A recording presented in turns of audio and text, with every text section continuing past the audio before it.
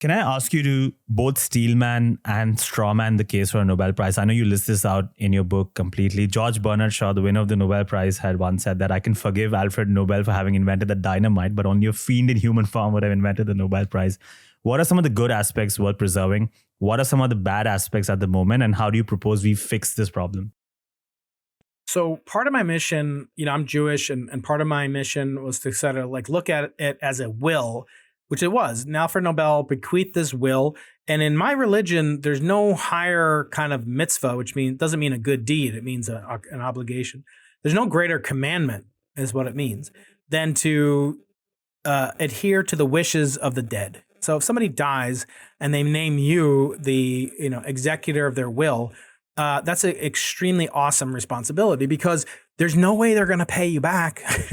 They're gone. So it's a very selfless thing. You get almost nothing from it.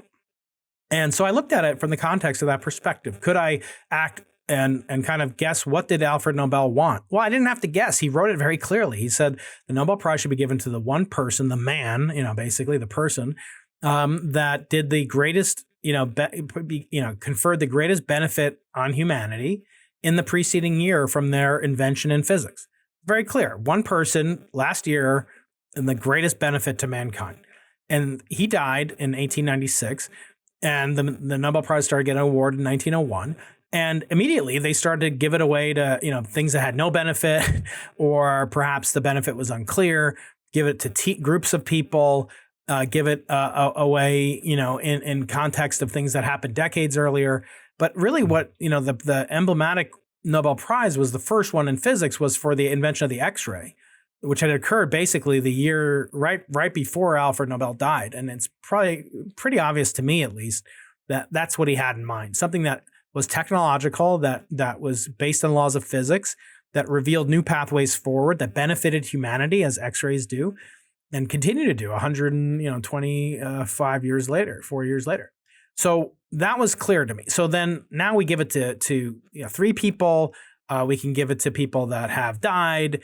We can give it to people that, all these sorts of rules that have been imposed upon it. Multiple people, people done long ago, things that have no benefit to humanity as a whole, like the lighthouse, these gas accumulators, I mentioned in the book. Well, Einstein didn't win the Nobel Prize, for many years after this, but this guy, Gustav Dalén, won the Nobel Prize for a type of lighthouse and buoy gas regulation system. So, how does that benefit humanity? So they obviously did it, and there are a lot of political reasons that they did it. But there are many, many worse examples than in physics in the peace prizes, but we won't get into that. And so I think that the worst, putting them up. I don't know if it's straw man or steel man. I'll say a straw man to say how much damage they can do, not only because they don't adhere to what this great person, Alfred Nobel, wanted. He had no kids, no wife, no heirs. So this is his lasting legacy, and it's clear what he wanted to do, and they're not doing it. They're doing stuff to benefit themselves,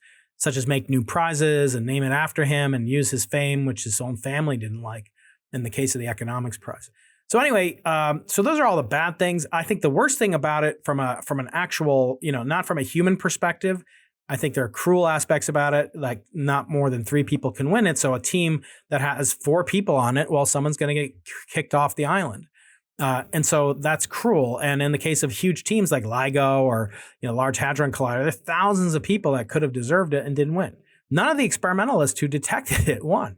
It's quite cruel. But it also distorts history, because it makes it seem like everything in science gets done, and then only the good science gets rewarded with Nobel Prizes. And if you don't have one, you're not a good scientist. So those are bad, kind of straw mans against it. Steel man it inspires people to the extent that anyone cares about science nowadays. I just watched Jeopardy last night with my kids, and there's a question about recent science Nobel Prizes. They didn't have on there, recent papers in the physical review, or Nature. They only had Nobel Prizes in physics. So why is that? They didn't have the Breakthrough Prize. They didn't have the Templeton Prize. There are other prizes, but they're exponentially less prestigious and known about. So I think for those reasons, it does inspire the public. It's some of their only contact with scientists and science itself. I think that's very positive. It inspired me as a young scientist. I wanted to win it desperately. My feelings have obviously evolved. but and it can do a lot of good, but it has the danger of canonizing, sanctifying not only science but scientists, and I think that's somewhat anathema to the way that actual science is done.